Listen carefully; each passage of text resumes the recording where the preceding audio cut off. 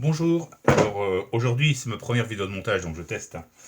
On va essayer de monter une mouche, je sais pas comment elle s'appelle, ça est un émergent de sedge.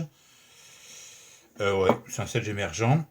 Pour ça il vous faut hameçon 14-16, soit de montage noir, marron, grise, au choix.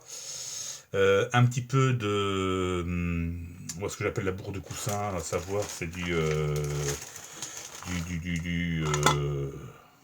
comment ça s'appelle ça, de l'antron blanc en général, mais la bourre de coussin fait très bien l'affaire, hein, coussin synthétique. Un peu de sabre de faisan, quelques fibres, 2 tours de coup de coque et une aile en chevreuil. Donc on commence par prendre un hameçon 14. Alors je vais tester ceux que j'ai achetés à Carré. Ce sont des quoi, Naruto de SC Fly Shop. Alors ils vendent que en ligne, je suis pas sûr qu'ils aient de magasin ou qu'ils ils vendent dans les salons et les grosses manifestations. SC Fly Shop en 14 Naruto. C'est la référence 11. Donc référence 11 de Naruto, c'est du BL Sanchez, du 401 de 401, c'est Kamazan ou je sais plus comment ça s'appelle les autres, etc., etc. Bon, j'ai le signe là-bas, mais c'est pas grave. On accroche l'hameçon, soit de montage noir. Hop, on fixe la soie de montage et on descend en spire jointive, ou pas d'ailleurs, mais c'est mieux en jointive, pour avoir un corps bien homogène jusqu'à la courbure. Je sais pas si vous voyez bien. À la courbure, hop, on coupe l'excédent. Je jette dans la poêle. Là, on se fait la petite exuvie. Donc un peu d'entron ou de poil de bourre de coussin. Enfin, de bourre de coussin. Alors, hein, quand il y en a là, il y en a un peu, mais il y en a déjà trop. C'est juste pour mettre un petit dubbing ultra léger qui va dépasser derrière. Donc on fait 2 tours, 3 tours, on fixe bien, hop, on ramène tout derrière pour que ça dépasse, et voilà. Et voilà, là ça nous fait un petit truc qui est sympa, ça nous fait un début d'exuvie, parfait. Hop, là c'est comme ça, on peut laisser comme ça, on coupera l'excédent après. Nickel. Quelques sabres de faisan, hop, on en prend une petite pincée, j'en prends là, hop, qu'on coupe.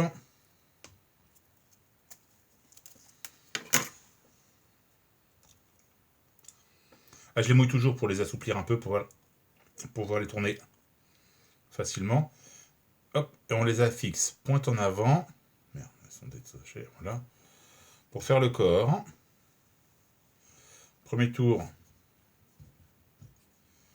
quasiment un tour mort. Hop là, là on s'est arrêté.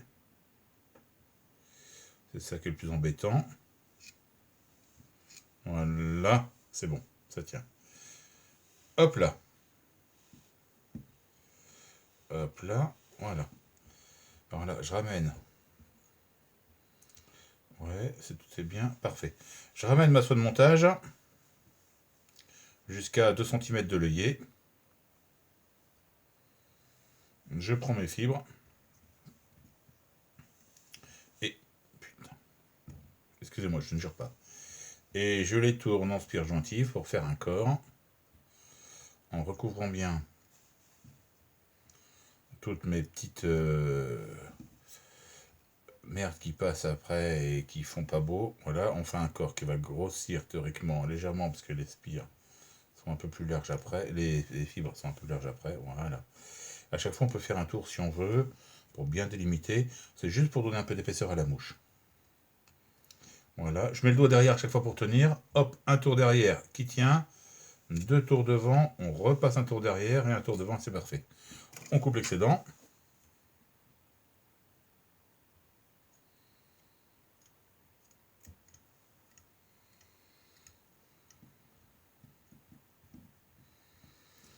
Ça m'en met un. Hop là, on coupe l'excédent. Voilà, pour laisser juste un petit toupet derrière. Il faudrait un truc sombre pour bien voir. Voilà.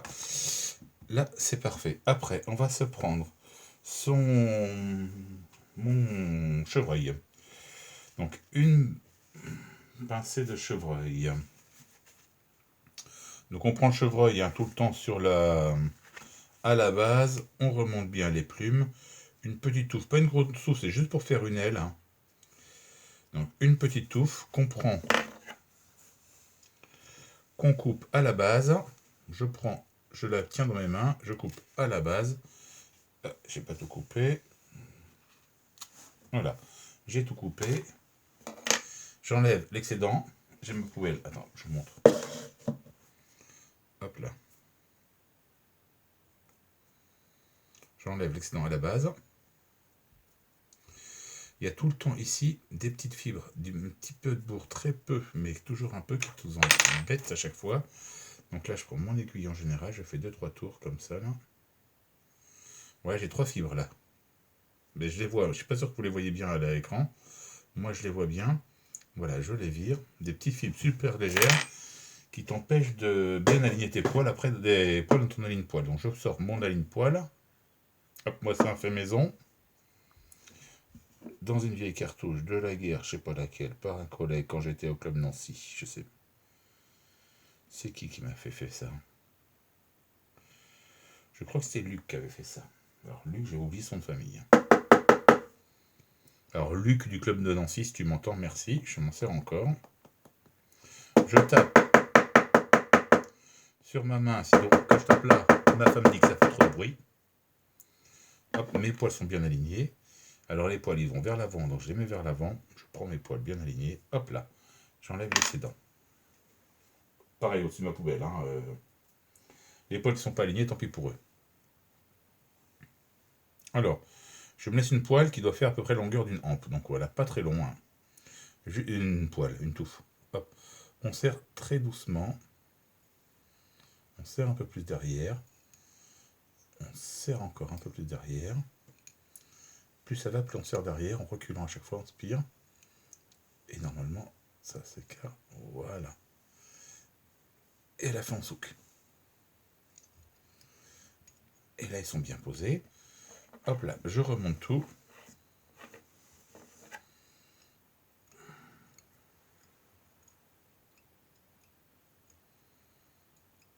Et je coupe au ras.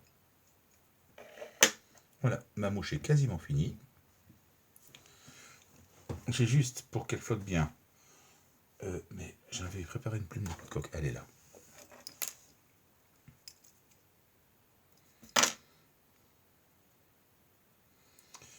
Donc on prend une plume de coup de coque à la couleur, moi c'est du noir, mais vous pouvez prendre du grizzly, du roux. C'est juste pour simuler les papates, pour faire un tour, donc ça va pas faire grand chose. En général, je la pars, je vais vous aider la vidéo, je la pars en coupant l'extrémité, les 3 fibres, pour bien la positionner. Hop là, je vais bien la positionner, parfait, elle est bien positionnée. Je vais bien rechoper après. Là, je fais quelques tours pour bien aligner mes poils, et écraser les têtes que j'ai laissées. Et là, je remonte, hop, hop, ça vers l'avant, pour bien, voilà, pour bien me faire une belle aile. Voilà, et là, sur cette grosse partie enroulée, je me fais, hop là, merde. Pardon, je ne dis pas de gros mots, j'ai donc 18, hein, vous êtes d'accord.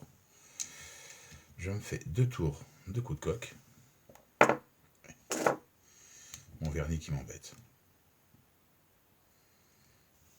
Allez, 1 tour. 2 tours. Ici. Hop là, je vais choper. Devant, derrière.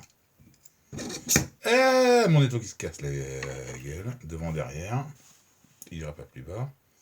Attention en coupant, parce que là je suis en dessous du coup. À ne pas couper le fil de montage.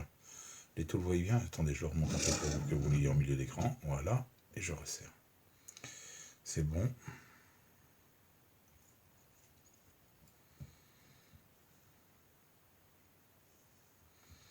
Ici, je suis derrière, je suis fixé, je reviens devant. Et pourquoi j'ai trop de fil là? Voilà, il sert à ça le. Ah, je suis passé dans les. Il sert à ça le. Laisser un peu de place devant pour pouvoir faire une tête ici. Voilà. une belle tête en relevant bien l'aile. Hein. Voilà, la tête est faite. J'ai plus qu'à me faire 2 tours de finish. Alors, et après je vais rabattre mon aile. Hop, voilà, un tour. J'ai pris des trucs. J'ai pris des fibres.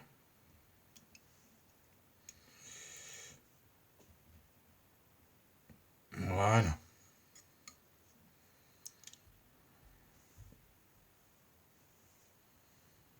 Trois tours. Hop. Hop. La mouche est terminée. Pas besoin de vernir. Parce qu'on a fait ça au but finish. Et regardez, en rabattant tout vers l'avant, voilà. La mouche, elle pêche comme ceci.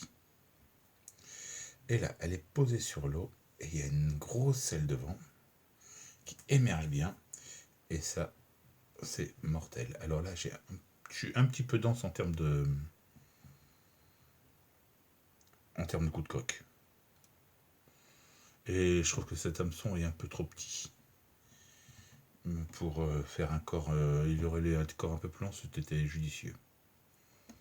Ouais, elle est mal positionnée, j'en ferai une autre vidéo. Bon voilà, ben, mouche terminée, au revoir, merci de votre écoute.